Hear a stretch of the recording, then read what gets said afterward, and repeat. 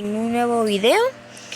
Tiene rato que no he subido bastante video, o sea, me he quedado desactivo por temas de estudio y así. Y he empezado a jugar Roblox. Me pareció un juego bonito, de memes y así. Y lo vi, empecé a jugarlo. Ah, tengo como 2 o 3 semanas que estoy jugando y es lo que he conseguido. Un Samini Spiderini, un Gatatino Niaunino, Dininintus Mateo y una vaca junto contra el alero de Candy.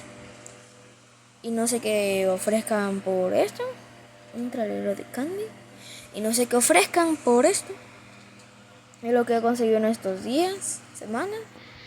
Y les prometo que voy a estar un poco más activo a esto. Y ya no me va a retrasar tanto con los videos o shorts. Siento que va a ser un video nada más corto, es porque estoy grabando, o sea, mi regreso. Y pues este video va a ser más corto de lo tanto. Tralalero. Y una pregunta que tengo bastante. No entiendo por qué siempre juego en primera persona. ¿Por qué el evento de Candy antes era de 1 hora y ahora es de 2 horas? Es lo que no entiendo. Igual la ruleta es cada 2 horas.